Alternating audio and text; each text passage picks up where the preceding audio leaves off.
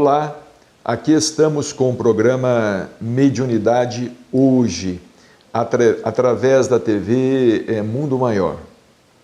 Você pode participar do nosso programa enviando o seu e-mail no endereço que está aparecendo aí no vídeo.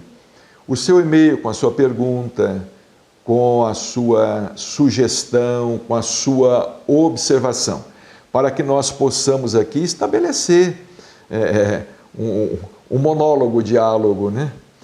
A respeito desse tema tão interessante que é a mediunidade. E nós vamos começar o nosso programa de hoje lendo aqui do Dr. Odilon Fernandes, deste livro, A Mediunidade Nossa de Cada Dia, que é como se fosse o Minutos de Sabedoria da Mediunidade.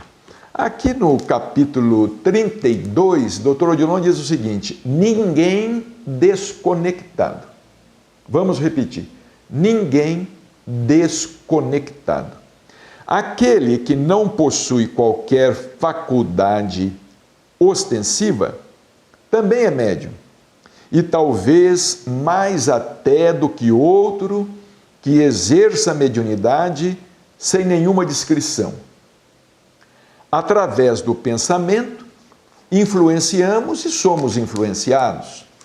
Do ponto de vista mental, ninguém existe completamente desconectado das ideias, de encarnados e desencarnados que orbitam ao seu redor.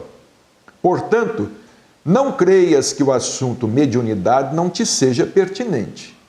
De alguma sorte, na teoria e na prática, todas as tuas manifestações representam o somatório das influências que recebes e submetes ao teu crivo.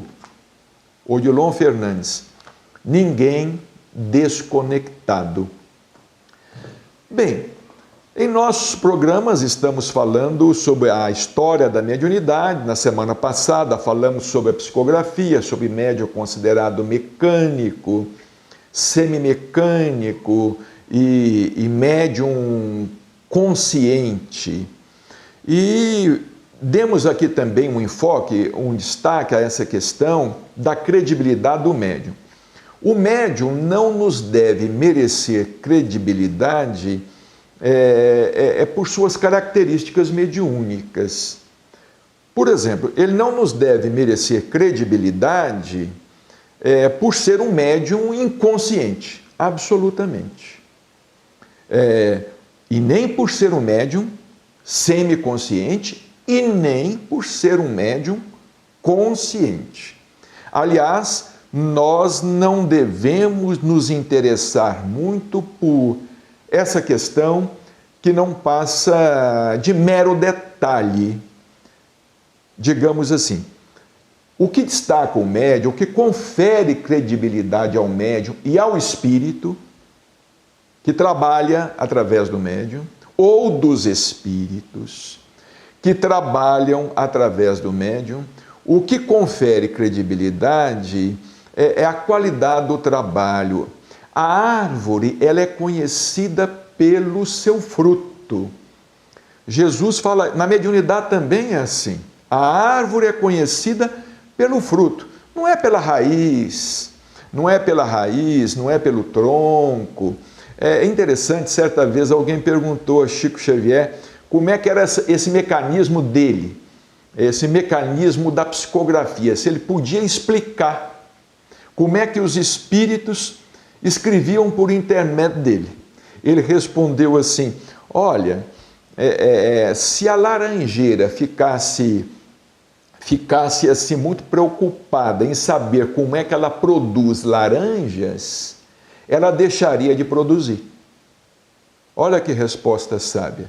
Se a laranjeira ficasse muito preocupada, ela mesma, em saber como produz laranjas, ela deixaria de produzir, não é?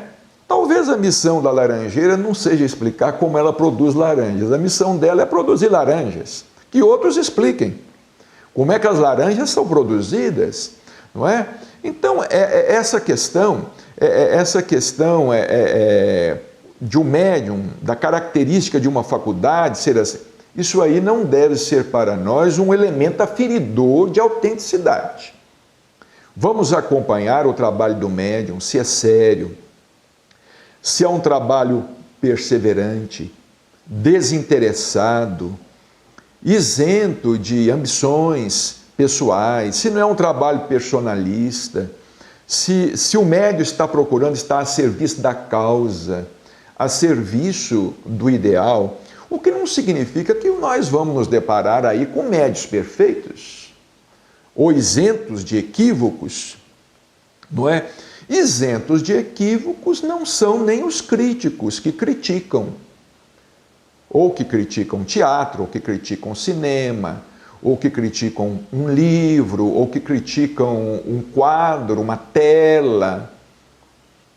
Porque nós sempre estamos observando as coisas pelo nosso ponto de vista. E o nosso ponto de vista, ele nunca é completamente isento. Ele nunca é completamente isento.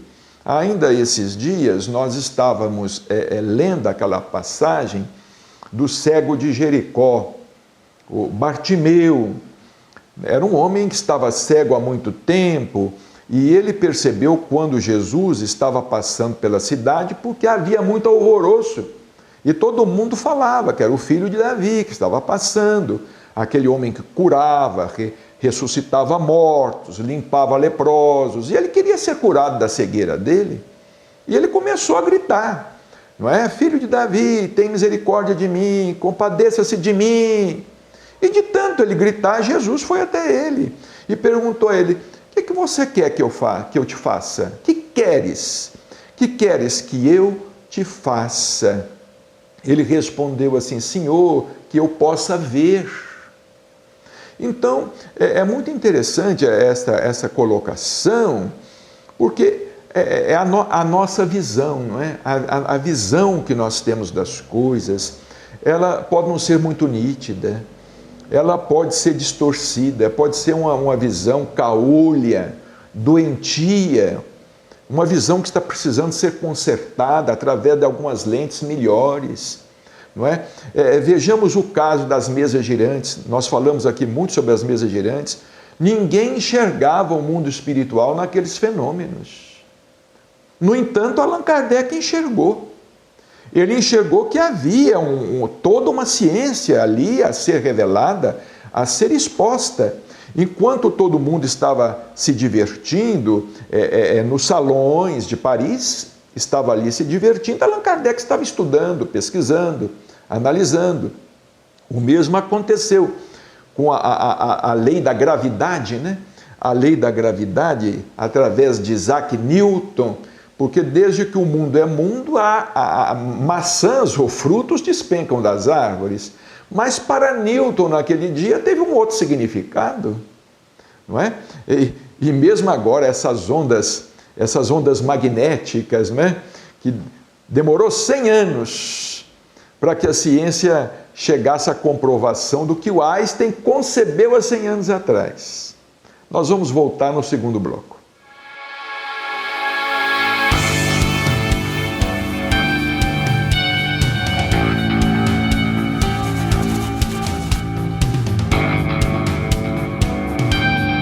Com você, nós podemos tomar Jesus.